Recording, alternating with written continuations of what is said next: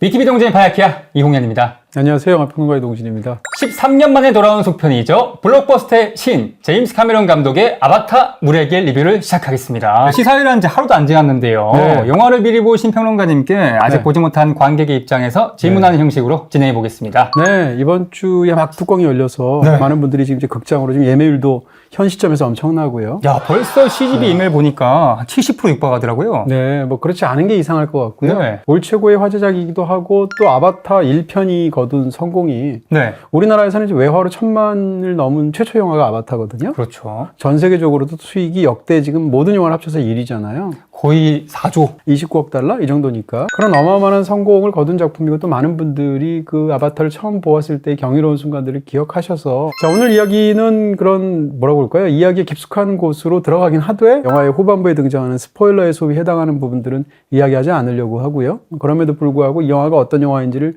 충분히 머릿속으로 상상하고 그릴 수 있는 방식으로 말씀을 드리도록 하겠습니다. 자, 진행에 앞서 오늘 제임스 카메론 감독님과의 인터뷰 어떠셨어요? 아, 예, 재밌었습니다. 일단, 제임스 카메론 감독님을 나이를 제가 가기 직전에 찾아봤는데, 이창동 감독님하고 동갑이더라고요. 아, 근데 진짜 정정하시더라고요. 그렇죠. 예. 이렇게 얘기하면 또 이창동 감독님을 우리가 디스하는 것 전혀 그런 건 같은데, 아닙니다. 이창동 감독님도 정정하시고 또 굉장히 그렇죠. 젊으시죠. 이 짧은 거리에서 이제 마주 앉아서 두 사람이 네. 한 3, 40분 대화를 나눴잖아요. 제대로 우리가 노익장이라는 말, 사실 별로 그분은 안 좋아하시겠습니다만, 에너지가 대단하다는 생각이 들었고요. 저렇게 열정 넘치는 사람이니까 영화에만 매달려서 이 거대한 프로젝트를 지금 한꺼번에 지금 4개의 속편을 만들고 있잖아요. 맞습니다. 계획대로 간다면 마지막 5번째 작품은 28년에 개봉한대요. 네.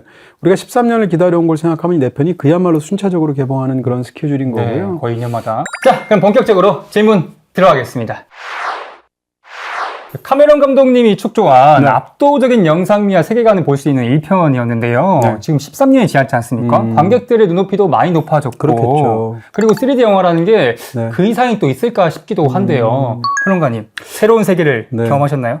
일단 이렇게 얘기할 수 있습니다. 아바타 1편이 우리를 사로잡았던 것은 네. 그야말로 새로운 세계가 이거 한 번도 못 봤지? 여기 이런 세계가 있어? 하고 그것을 3D로 확 보여준 거잖아요. 그런 부분에서 그 영화가 갖고 있는 시각 효과가 관객을 완전히 사로잡는 부분이 있었을 것입니다. 네. 아바타 물의 길을 1편과 비교를 하게 되면 시각 효과에 관해서 말씀을 드린다면 우리가 전혀 모르는 맛은 아니에요. 1편을 보았을 때만큼 한 번도 보지 못한 풍경을 보는 그거는 아닙니다. 근데 어떻게 얘기할 수 있냐면 속편인데 사실은 네. 그럴 수는 없거든요. 이야기 어떤 그 연결상이라든지 모든 부분에서 그렇죠. 그런 측면에서 1편에서 보았던 거와 완전히 다른 풍경이긴 하지만 그래도 판도라 행성이잖아요. 네. 근데 영화 속에 등장하는 그런 어떤 것을 구현해내는 상상력과 혹은 또 영화 속에서 그것을 만들어내는 기술력과 또 이런 또 이 경이로움 같은 것을 보게 되면 그 13년의 세월보다도 훨씬 더 많은 돈과 노력과 또 발달된 기술이 들어갔잖아요. 그런 부분에서 훨씬 1편을 능가할 정도의 탁월한 그런 시각적인 경이로움을 선사하는 영화다. 이렇게 말씀드릴 수 있겠습니다. 햇빛이 수면에 비친다거나 물에 들어갔을 때 몸이 꺾인다거나 수면이 막 일렁거리고 그런 디테일들이 좀 개선이 되었나요? 제가 한번 생각을 해봤는데 오늘 인터뷰에서도 그런 얘기를 살짝 여쭤봤는데 제임스 카메론이 원래 네. 이분이 물을 너무 좋아하세요. 개인적으로도. 아, 해양생물학 덕후시죠? 해양에 관한 다큐멘터리를 찍기도 했고 그 다음에 본인 스스로가 타이타닉 때 아예 그냥 잠수정을 타고 심해 탐험을 했어요. 본인 스스로가. 그걸 하려고 영화를 만들었다라는 농담도 얘기, 있죠? 맞아요. 그런 얘기를 인터뷰에서 했을 정도로. 네. 거기다가 이제 사실 제임스 카메론 영화 중에서 많은 분들이 안 보신 영화 중에 어비스라는 영화가 있습니다. 아, 예. 어비스라는 영화를 보시면 그 영화는 말하자면 그 SF적인 그 어떤 우주 공간으로 바꾸면 그것이 크로스 인카운터 같은 영화거든요. 의외로 많이 안 보셨는데 굉장히 경이로운 영화고요. 그 어비스에서 보여주었던 어떤 그 심해 혹은 바닷속 풍경들에 대한 어떤 놀라움과 찬탄이 시각 효과로 바뀐 것 같은 그런 부분이 있는데 이 영화에서 그런 부분이 또 구현되기도 했죠. 여러 가지 네. 측면에서 제 생각엔 제임스 카메론이 이번에 물의 길이라는 그런 부제를 딱 짓고 이번 테마는 사실상 해양 환경 속에서 벌어지는 이야기다라고 설정을 했을 때 본인 스스로 굉장히 짜릿했을 것 같아요. 왜냐하면 본인의 쉽게 얘기하면 장기거든요, 이게. 그렇습니다. 그런 부분에서 지금 말씀해 주신 것처럼 물속에 들어가면 사람의 몸의 움직임이나 이런 모든 부분이 다르게 되죠. 빛이 굴절하는 것도 다르게 되고 또 생태계도 다르잖아요. 이 모든 것들을 구현해내는 그런 상상력과 구현력에서 아주 탁월한 부분들이 있는 그런 작품이죠. 예고편을 보니까 90m가 넘는 툴쿤이 RDA 갑판을 막 덮치고 하는 장면이 되게 감동이었는데요. 후반부 액션씬만 거의 1시간이라고 네, 들었어요. 네, 네. 어메이징 했나요? 네, 그러니까 이 영화는 초반에도 물론 액션씬이 있고 중간중간 드러나긴 하지만 이런 네. 영화들이 흔히 그렇듯이 뒷부분에 이제 어마어마하게 장대하기도 하고 길기도 한 그런 액션 시퀀스가 들어가게 되는데요. 바다에서 구현할 수 있는 거의 모든 액션들이 사실상 다 들어간 것 같다는 생각이 들고요. 수면을 기준으로 해서 바다 밑에서 싸울 수도 있고 잠수해서 혹은 수면 위에서 찰랑거리며 싸울 수도 있고 수면에서 점프하면 하늘 위에서 싸울 수도 있잖아요. 그렇죠. 1편에서 가장 경이로운 어떤 그런 시각 효과를 보여준 부분이 있다면 괴조라고 말할 수 있겠죠. 이크란이라는 그런 생물이 있지 않습니까? 토르코도 있고요. 네, 이크란을 탄 상태에서 이제 그 뭐라고 할까요? 이렇게 진격하는 그 장면에 어떤 굉장한 어마어마한 그런 박진감이 있죠. 그런 전투기의 역할을 하게 되는 이크란에 해당하는 것이 스키밍이라는 것인데요. 여러 마리의 스키밍을 각각 제각각 타고 수면 위를 쫙 깔면서 날아가는, 그러다가 이것이 심지어는 밑으로 잠수도 하거든요. 그런 식으로 물 표면 위와 아래 사이를 왔다 갔다 하면서 진격하는 그런 풍경들 같은 것이 가장 압도적인 전투 풍경일 것이고요. 그 외에 어떤 장면은 이것은 조스를 SF로 옮긴 건가? 이런 느낌이 드는 장면도 있고요.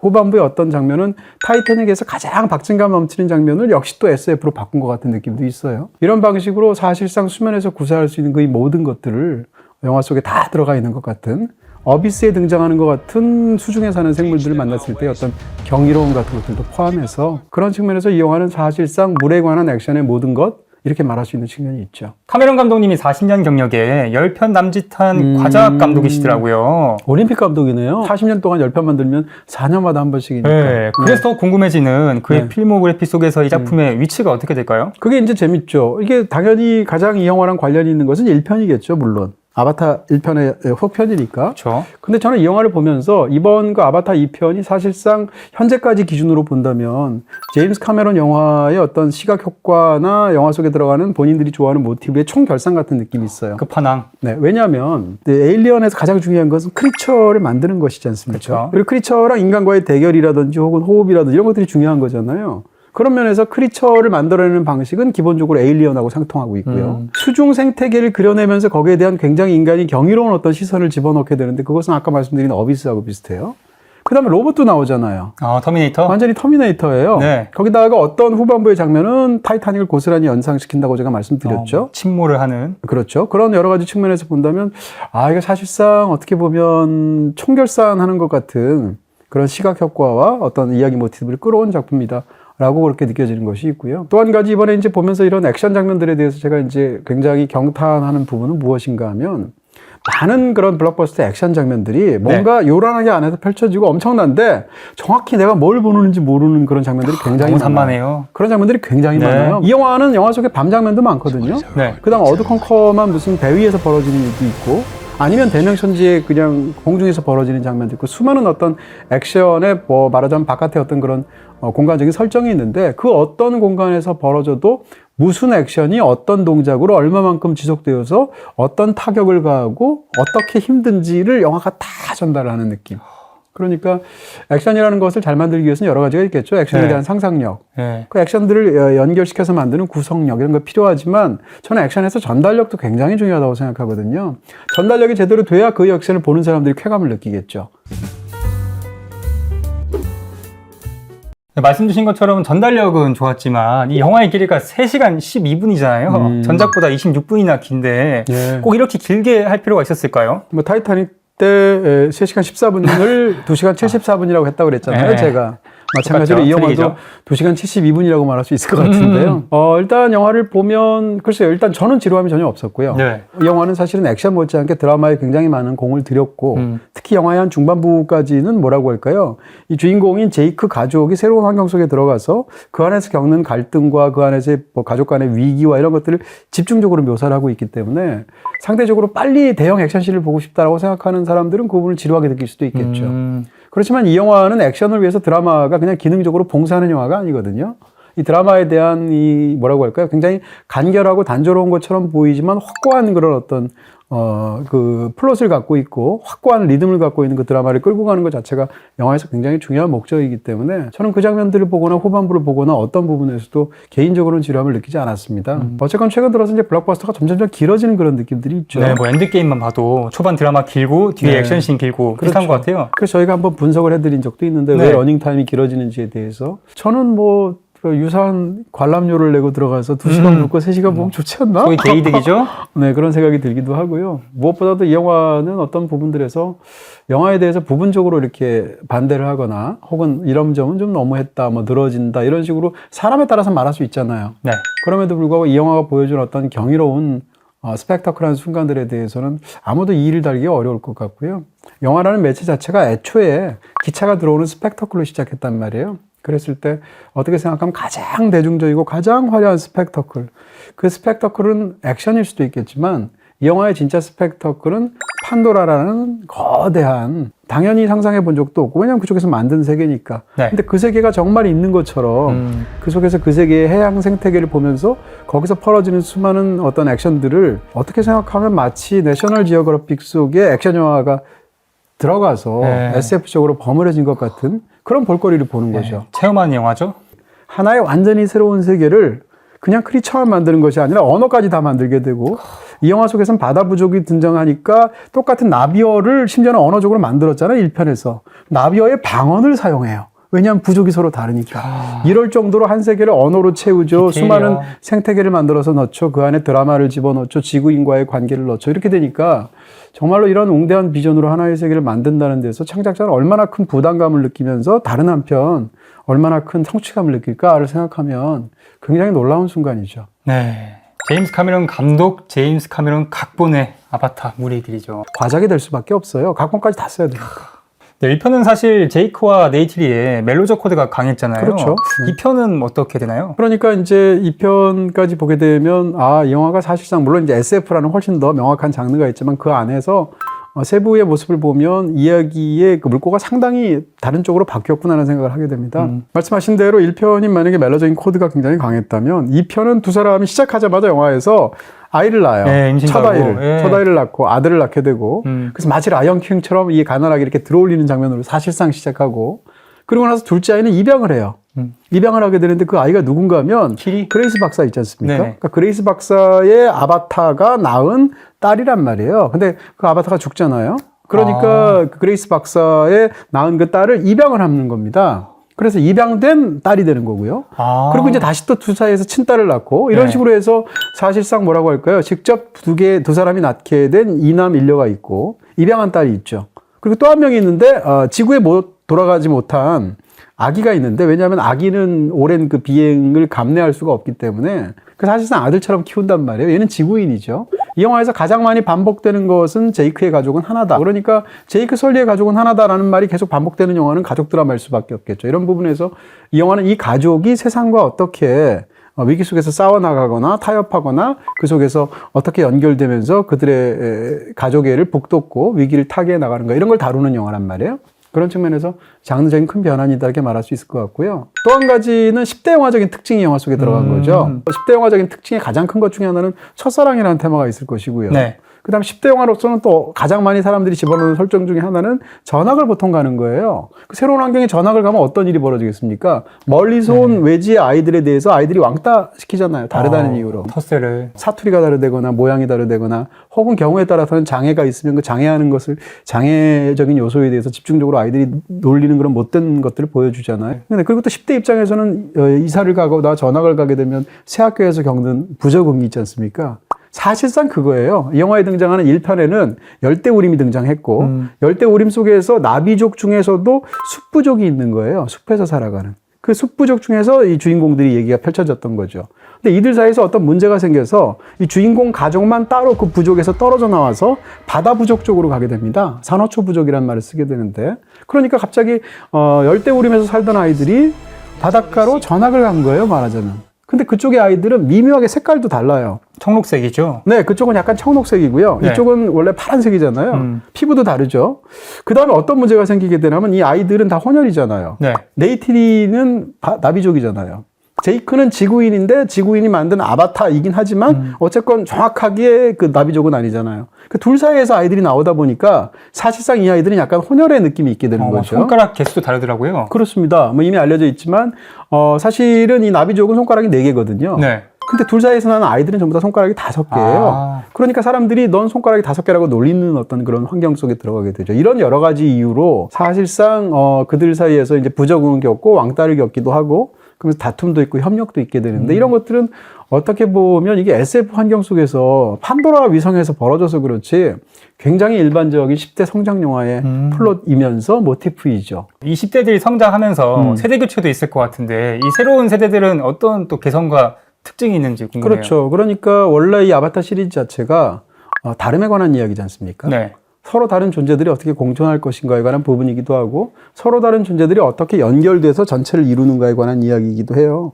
아바타를 이루고 있는 어떤 철학적인 그런 것이 있다면 저는 약간 범신론적인 부분이 있다고 생각하거든요. 뭐 가이아 이론 같은 걸 얘기하기도 하는데 네. 범신론이라는 것 사이에서 그러니까 쉽게 얘기하면 내 안에도 신이 있고 모든 자연에 다 신들이 깃들어 있고 분유하고 있다라는 이런 것일 텐데 이 영화에서 다루고 있는 어떤 굉장히 관념적인 내레이션들은 사실은 1편에서도 그렇지만 2편에서도 범신론적인 어떤 그런 세계관을 깔고 있습니다. 사실은 1편하고 2편 사이에서 주제적인 굉장히 큰 전환이 있다고 저는 생각하는데요. 1편에서 가장 흥미로웠던 이야기의 어떤 그런 핵심적인 주제랑 관련돼서 저를 사로잡기도 하고 중요하게 다뤄지기도 했던 모티브는 어느 몸을 선택할 것인가라는 화두였어요. 이 얘기는 제가 지난번에 1편에 관한 그 심층 리뷰 때 말씀을 드린 적이 있었는데 그러니까 필연적으로 1편에 관한 이야기는 존재론적인 테마를 다룰 수밖에 없어요. 그 이야기가 굉장히 깊고도 흥미롭고도 사실은 다른 영화에서 잘 안 다루는 그런 테마였거든요. 그래서 저는 이제 아바타 1편이 시각 효과만 사람들이 얘기하지만 사실은 그 이야기도 굉장히 독창적이고 깊다라는 이야기를 제가 설명드린 적이 있었고요. 근데 2편에 와서는 이런 존재론적인 테마는 사실상 거의 없어집니다. 왜냐하면 2편에 등장하게 되면 몸이 두 개가 아니고 몸이 하나밖에 없어요. 제이크의 지구인 몸은 죽어서 없어졌잖아요. 1편에서. 이제 원주민이 된 거죠. 뭐 사실상 그렇죠. 그렇지만 또 완벽한 원주민도 아니에요. 네. 왜냐하면 이쪽은 아바타이기 때문에. 그리고 영화의 초반 설정이니까 뭐 전혀 이상한 부분이 아닐 텐데 악당이 나오게 되는데 악당이 또 쿼리치 대령이에요. 부활했나요? 근데 1편에서 쿼리치 대령은 분명히 죽었지 않습니까? 네. 쿼리치 대령이 죽기 전에 쉽게 얘기하면 제이크나 그레이스 박사처럼 아바타를 만들었다라는 설정이에요. 그러니까 1편하고 달리 1편에서는 그레이스 박사도 그렇고 1편에 등장했던 모든 아바타들은 지구인의 몸과 아바타의 몸을 갖고 있는 상황에서 양쪽을 계속 오가는 이야기였단 말이에요. 근데 2편에 오게 되면 이 아바타들은 더 이상 지구인의 몸이 없고 오로지 아바타 몸만 갖고 있어요. 이러니까 아까 말씀드려서 어느 몸을 선택할 것인가를 포함한 존재론적인 사유는 이 이야기 속에 들어가기가 어렵게 됐죠. 그것을 대체한 것은 사회 드라마입니다. 인터넷과 IPTV 온갖 할인 난무하죠. 이런 할인은 기본, 딴 곳에는 없는 할인까지 받아야죠. 무려 30% 추가 할인 받는 너들린 요금제.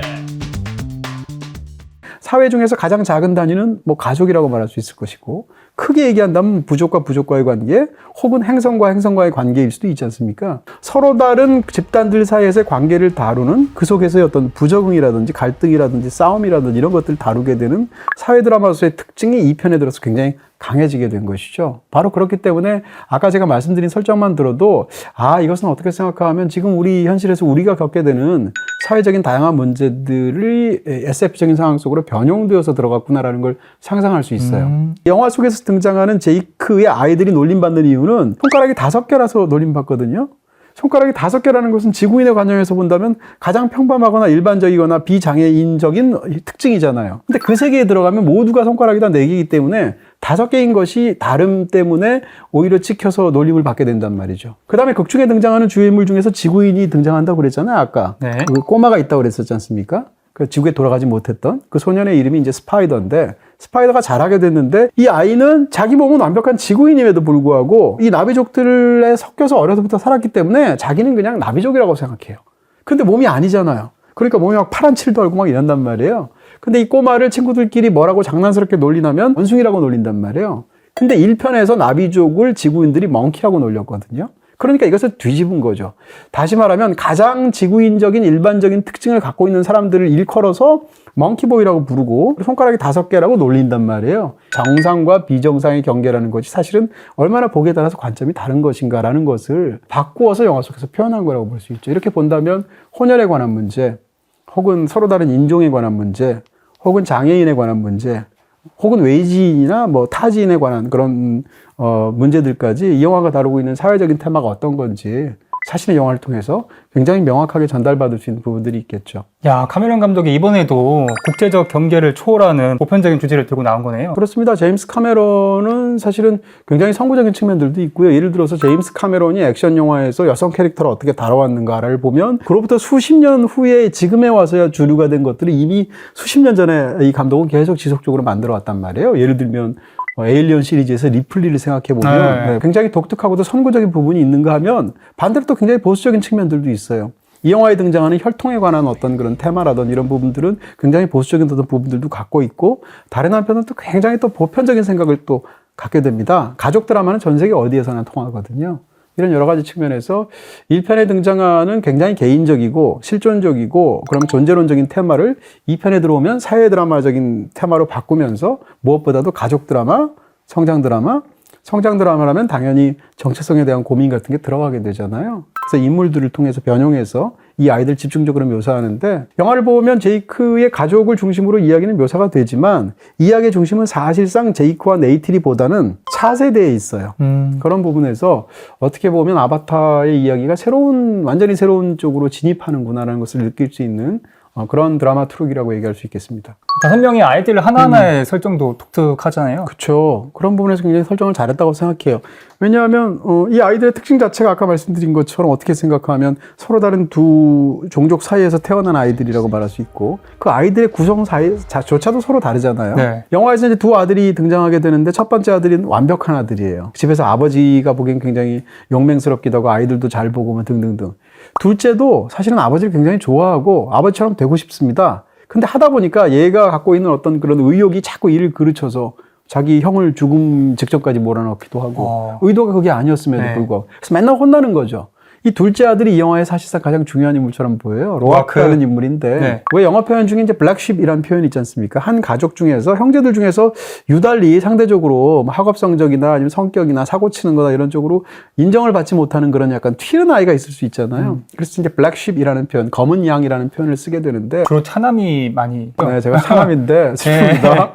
근데 이 블랙쉽 어떻게 보면 차남 컴플렉스라고 볼 수도 있을 텐데 네. 말씀해 주신 것처럼. 근데 이 아이가 자꾸 사고를 치거나 이런 식으로 모험적인 이상한 행동들을 하는 이유는 사실은 아버지에 대해서 인정투쟁을 하는 거예요. 아버지의 인정을 너무 받고 싶거든요. 자기는 아버지가 너무 멋있으니까. 근데 아버지가 이렇게 따사로운 사람이 아니에요, 제이크가. 그러다 보니까 자녀 입장에서는 아버지가 좀 무섭기도 하고 아버지가 말할 때 항상 yes sir라고 영화에서 대답하거든요. sir라는 말을 붙일 정도로 아버지가 사실 어려운 거죠. 그리고 이제 입양된 딸의 존재가 굉장히 독특하잖아요. 키리. 네, 이 키리는 이제 어머니에 대한 막연한 그리움이 있죠. 죽은 진짜 어머니에 대한, 네. 그레이스에 대한.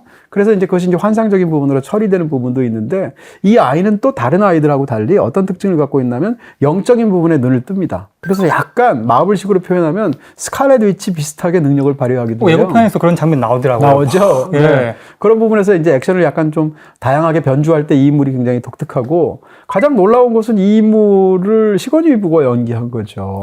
72세신가요? 네. 그러니까 그것이 참 진짜 놀랍죠. 왜냐하면 네. 사실은 사람들이 이것은 뭐 아바타 다 CG로 그린 거 아니라고 생각하겠지만 그냥 CG로 그린 게 아니고요. 배우들이 다 배역이 있고요. 시건이 이버가 키리를 맡거나 뭔가를 맡게 되면 그 배우가 다양한 어떤 이런 것들을 붙인 상태에서 퍼포먼스 캡처라고 하지 않습니까? 네. 퍼포먼스를 해요. 연기를 해요. 그러면 그거 연기를 한 것을 데이터 값을 가지고 CG로 변형을 한 거거든요. 그러니까 이것이 그냥 CG로 그리는 게 아니고 기본적으로는 다 배우의 연기라는 거죠. 야, 그것도 수중에서. 네, 그런 뭐 여러 가지 다양한 방법들에 대해서는 궁금증은 사실은 아까 제임스 카메론 감독이 말씀하셔서 그 인터뷰를 보시면 될 것 같은데 네. 어쨌건 이런 이 아이의 특징을 갖고 있는데 이 아이는 굉장히 독특하죠. 왜냐하면 자기가 입양된 아이니까. 그리고 다른 사람하고도 다르고 그 다음에 출생의 비밀도 있어요. 그레이스 아바타가 이 아이를 낳았다면 그러면 아버지는 누구야? 라는 거죠. 이런 출생의 비밀이 굉장히 중요한데 이 떡밥이 어떻게 풀리느냐가 아바타 시리즈 굉장히 중요할 것 같습니다. 이런 부분을 말할 수 있고요. 네. 마지막으로 세 번째로 인상적인 캐릭터는 스파이더인데 바로 아까 말씀드렸던 그 지구인 꼬마예요. 근데 얘는 자기 몸은 지구인인데 생각은 나비족이라고 생각한단 말이에요. 근데 아무도 나비족이라고 잘 인정을 안 해줘요. 심지어 이 영화에서 가장 빛나는 부분이면서 가장 복잡하고 어두운 부분이 네이트리와 스파이더의 관계입니다.